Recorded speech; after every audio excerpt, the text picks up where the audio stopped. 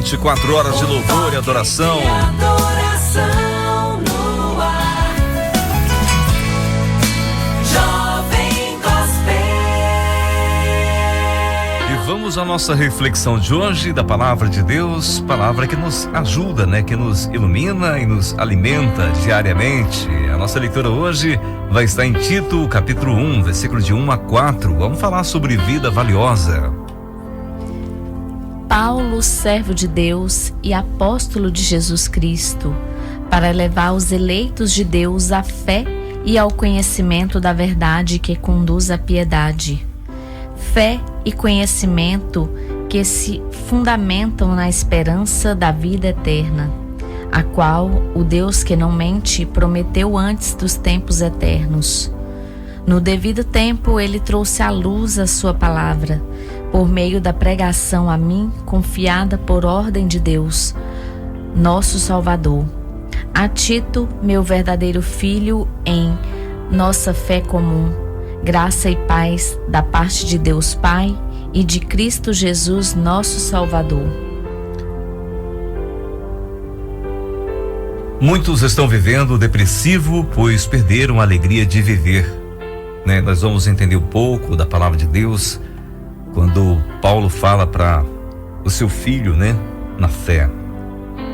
O cuidado que ele tinha para que o evangelho fosse pregado, fosse levado adiante, a mensagem não parasse ali. Isso nos dá uma lembrança para pensarmos um pouquinho, fazer uma reflexão na nossa vida. Se somos verdadeiros discípulos de Cristo, verdadeiros cristãos, estamos dando sequência, assim como os discípulos lá na igreja primitiva fizeram? Estamos realmente valorizando o que é de Deus?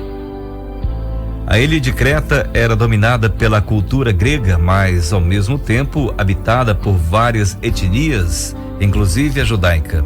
Quando uma igreja nascia, tendo essa mistura de raças, era previsível uma multiplicidade de opiniões, e Paulo incumbe Tito, seu filho na fé, de solidificar a vida espiritual da comunidade cristã em Creta. Como servo de Deus, Paulo fora encarregado pelo Senhor Jesus de levar o evangelho aos homens. Esse evangelho era a boa notícia da nossa reconciliação com Deus por intermédio de Jesus. O conhecimento dessa verdade e sua confiança nela tem o grande valor de fundamentar nossa esperança na vida eterna. Paulo declara que Deus já assegurara essa esperança desde os tempos eternos. Portanto, algo de validade indiscutível e de valor insuperável. A vida de Paulo foi valiosa exatamente porque ele recebeu a incumbência de divulgar as verdades que fundamentavam essa esperança.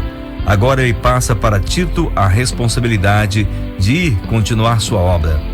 Agora levantemos uma pergunta: essa obra já terminou? Ela finalizou ali? Claro que não. Cabe a nós levá-la adiante. Hoje Deus quer continuar a divulgar a luz de sua palavra, mas ele não tem mais Paulo, nem Tito e nem outros dos seus discípulos da antiguidade para falar do seu filho Jesus. Ele tem eu e você. Tem nós, aqueles que assumiram o compromisso de Jesus de andar com ele e de levar o seu evangelho adiante. Assim, essa tarefa passou para mim, para você e para os demais cristãos que vivem agora, nos dias de hoje, no século 21, em 2023, precisamente aqui no dia 5 de junho de 2023. Você é cristão? Está em paz com Deus por ter confiado sua vida em Jesus? Se for o caso, você é um dos escolhidos de Deus para levar aos seus eleitos o conhecimento da verdade. Paulo via o valor da sua vida exatamente no cumprimento dessa incumbência que Deus lhe deu. Se sua vida até hoje não teve muito sentido, que essa grande descoberta deu o sentido que faltava à sua vida. Muitos de nós perdemos a esperança porque ficamos totalmente confiantes às coisas do mundo. Investimos nosso tempo, nossos recursos em coisas que não vamos levar daqui. Passamos muito tempo envolvidos com coisas banais e esquecemos da nossa vida espiritual. Isso nos leva a um fracasso. Há situações que somos parecidos com o homem que construiu a sua casa na areia. No primeiro vendaval, nas primeiras dificuldades da vida, ele abandona a fé, ele enfraquece e é destruído. Muitos estão vivendo depressivos por perderem a alegria de viver, talvez por ter conquistado muitas coisas em sua vida, ou por talvez não ter conquistado nada. A verdade é que a depressão vem em cima das pessoas porque pela sua própria cobiça são pegas. Deixaram de desejar o que é celestial, deixaram de desejar as coisas espirituais e são levados como peixes pelas iscas do maligno, levado ao cativeiro do pecado. Aqui está o verdadeiro sentido da vida, ser útil no reino de Deus. Você está sendo útil para o reino de Deus? Você está praticando o quê? Faça uma reflexão nesse momento e veja em que área da sua vida você está fazendo algo para o reino de Deus. Pare um pouquinho aí agora nesse momento e pense: o que eu estou fazendo para o reino de Deus? Você tem falado de Jesus? Você tem dado o exemplo de o que Jesus fez na sua vida? Nós todos temos algo a oferecer ao Senhor. Nós não somos inúteis. A partir do momento que nós recusamos o convite do Mestre de andar com Ele, aí sim, somos seres inúteis aqui na terra. Mas se temos um compromisso com o Senhor Jesus, de levar o seu evangelho, de falar dele para as pessoas, nossa vida é valiosa. Quando investimos todo o nosso esforço, esperança, nossa vida aqui nas coisas terrenas, somos fracassados. Tudo aqui é perecível. Mas quando investimos no reino de Deus, levando a esperança aos perdidos, nossa vida se torna valiosa para Deus. Jesus nos chama para realizar a melhor tarefa das nossas vidas, a tarefa mais importante das nossas vidas. Como lemos agora há pouco, lá em Mateus 28, versículos 19 e 20. Portanto, vão e façam discípulos de todas as nações, batizando-os em nome do Pai, do Filho e do Espírito Santo, ensinando-os a obedecer a tudo que eu lhes ordenei, e eu estarei sempre com vocês até o fim dos tempos. São palavras de Jesus. Além de você estar cumprindo essa missão tão especial para a sua vida, ainda teremos a promessa da companhia do Mestre conosco até o fim da nossa jornada. Que bom, hein? Veja o exemplo dos primeiros discípulos que ouviram a voz do Mestre pela primeira vez. Lá em Mateus, no capítulo 4, a partir do versículo 18, andando à beira do mar da Galileia, Jesus viu dois irmãos, Simão chamado Pedro e seu irmão André. Eles estavam lançando redes ao mar, pois eram pescadores. No versículo 19 ele diz: E disse Jesus: Siga-me, e eu os farei pescadores de homens. No mesmo instante, eles deixaram suas redes e o seguiram. Indo adiante, viu outros dois irmãos, Tiago, o filho de Zebedeu, e João, seu irmão. Eles estavam num barco com seu pai, Zebedeu, preparando as suas redes. Jesus os chamou, e eles, deixando imediatamente o barco e seu pai, o seguiram. Vejam, essas palavras que dizem imediatamente e no mesmo instante estão envolvidas nesse chamado. Quando a pessoa ouve a voz do Mestre, imediatamente ele atende o seu chamado. Esses discípulos imediatamente atenderam a voz de Cristo. No mesmo instante, deixaram seus barcos e seu pai, ou seja, deixaram tudo o que estavam fazendo e abraçaram a causa do Evangelho. É importante nós pensarmos um pouquinho para ver o que estamos valorizando, o que é mais importante em nossa vida. Veja que Jesus diz que busque em primeiro lugar o reino dos céus e todas as outras coisas serão acrescentadas. Quando a gente descobre o que significa o reino dos céus, quando a gente descobre que nós temos a nossa reconciliação garantida com Deus, nós temos um lar celestial, nós não temos mais interesses pelas coisas desse mundo. Por isso não faz sentido estarmos tão apreensivos, desesperados, nervosos, abatidos por causa das coisas desse mundo, porque tudo é passageiro, tudo vai passar. A alegria tem que estar nos nossos corações, em saber que temos um lar nos céus preparado para nós, que Cristo está cuidando para que no momento exato Ele venha nos buscar para estar lá com Ele. E nós temos que levar essa mensagem também de esperança às pessoas que não conhecem isso ainda. Nós estamos agora representando Jesus aqui na terra. É uma grande responsabilidade. Jesus convidou os seus discípulos, chamou-os e imediatamente eles abandonaram suas vidas aqui e passaram a ser pescadores de homens. E você? Tem aceitado o convite de Cristo para ser pescador de homem também? O chamado de Mateus é muito importante também. Lá em Mateus capítulo 9, versículo 9 diz: passando por ali, Jesus viu um homem chamado Mateus sentado na coletoria e disse-lhe: siga-me. Mateus levantou-se e o seguiu. Estando Jesus em casa, foram comer com ele e seus discípulos muitos publicanos e pecadores. Vendo isso, os fariseus perguntaram aos discípulos dele: por que o mestre de vocês come com publicanos e pecadores? Ouvindo isso, Jesus disse: não são os que têm saúde que precisam de médico, mas sim os doentes. Vão, aprendam o que significa isto. Desejo misericórdia, não sacrifícios, pois eu não vim chamar justos, mas pecadores. Portanto, amigos, nós devemos aprender com Jesus que nós devemos limpar o nosso corpo, nós devemos mudar o nosso modo de viver para Cristo, buscar a santidade, melhorar o nosso relacionamento com Deus e aí levar adiante essa mensagem de esperança às pessoas que não conhecem, para que eles também possam aceitar Jesus e ter suas vidas mudadas, ter a esperança de vida eterna. Talvez assim não teríamos tantas pessoas depressivas, tantas pessoas se suicidando, tantas pessoas perdendo a alegria de viver. Talvez as pessoas estariam mais alegres, procurando fazer a vontade de Deus. Jesus está chamando hoje, como chamou os seus primeiros discípulos, talvez aqui pela Rádio Jovem Gospel, né, pela 94,7, ou por algum outro discípulo dele que está por aí, levando essa mensagem. Se você ouvir a voz do Mestre, não endureça o seu coração, nem feche os seus ouvidos.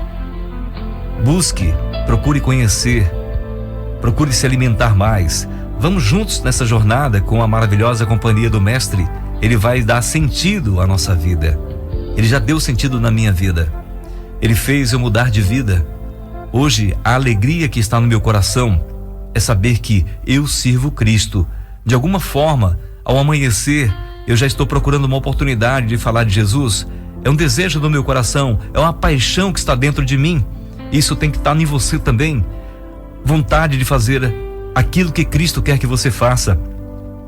Discípulo de todas as nações. Que essa palavra possa ecoar e levar muitas pessoas a pensar e refletir o que eu estou fazendo para o reino dos céus. Jesus Cristo pode vir a qualquer hora, nós não sabemos o dia nem a hora, mas Ele virá. E como Ele encontrará você? A sua vida tem valor para Ele? Ou você está perdendo a oportunidade de estar com Cristo? Veja, esse episódio aconteceu com o apóstolo Paulo, que passou de ser perseguidor da igreja para ser perseguido. Em Atos dos Apóstolos, capítulo 23, a partir do versículo 1, Paulo, fixando os olhos no Sinédrio, disse: meus irmãos, tenho cumprido o meu dever para com Deus com toda boa consciência até o dia de hoje. Diante disso, o sumo sacerdote Ananias deu ordens aos que estavam perto de Paulo para que lhe batessem na boca. Então Paulo lhe disse: Deus te ferirá, parede branqueada. Estás aí sentado para me julgar conforme a lei, mas contra a lei me mandas ferir? Os que estavam perto de Paulo disseram: você ousa insultar o sumo sacerdote? O sacerdote de Deus? Paulo respondeu: irmãos, eu não sabia que ele era o sumo sacerdote, pois está escrito: não fale mal de nenhuma autoridade do seu povo. Então Paulo, sabendo que alguns deles eram saduceus e os outros fariseus, bradou no Sinédrio: irmãos, sou fariseu, filho de fariseu. Estou sendo julgado por causa da minha esperança na ressurreição dos mortos. Dizendo isso, surgiu uma violenta discussão entre os fariseus e os saduceus, e a assembleia ficou dividida. Os saduceus dizem que não há ressurreição, nem anjos, nem espírito, mas os fariseus admitem todas essas coisas. Houve um grande alvoroço, e alguns dos mestres da lei, que eram fariseus, se levantaram e começaram a discutir intensamente, dizendo: não encontramos nada de errado neste homem, nem sabe se algum espírito ou anjo falou com ele. A discussão tornou-se tão violenta que o comandante teve medo que Paulo fosse despedaçado por eles. Então ordenou que as tropas descessem e o retirassem à força do meio deles, levando-o para a fortaleza. Agora, uma parte muito importante desse texto está no versículo 11, que nós vamos ler agora, que diz: na noite seguinte, o Senhor, pondo-se ao lado dele, disse: coragem, assim como você testemunhou a meu respeito em Jerusalém, deverá testemunhar também em Roma. Ou seja, amigos, nós não estamos sós. Se você aceitou Jesus como Senhor e Salvador da sua vida, assim como Paulo aceitou na sua viagem de Damasco para destruir os cristãos, para perseguir os cristãos, se Jesus se revelou a você como se revelou a Paulo, talvez na mesma situação, mas de alguma forma Jesus se revelou a você, atenda o chamado como Paulo atendeu. Paulo tinha todos os recursos necessários de viver, era rico e vivia com sabedoria, tinha grandes influências na sociedade, era um homem poderoso na sua época, mas abandonou tudo aquilo porque ele considerava como lixo, como esterco, e passou a ser perseguido por causa do reino dos céus. Isso é vida valiosa. Nós devemos entender que as coisas desse mundo, quem quer ser amigo do mundo, torna-se inimigo de Deus. Nós devemos entender que precisamos abrir mão dos nossos desejos do mundo, das coisas do mundo e viver para Deus. Busque em primeiro lugar o reino dos céus e todas as outras coisas vos serão acrescentadas. Essa palavra que está no versículo 11 do capítulo 23 de Atos.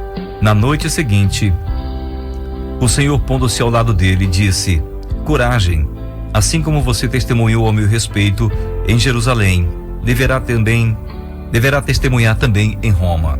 Ali está um homem que abandonou sua vida terrena, de prazeres, de riqueza, de influências, de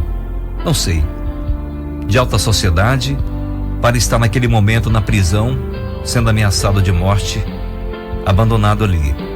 Mas abandonado pelo mundo, mas pelo Senhor não, porque ali estava uma vida valiosa.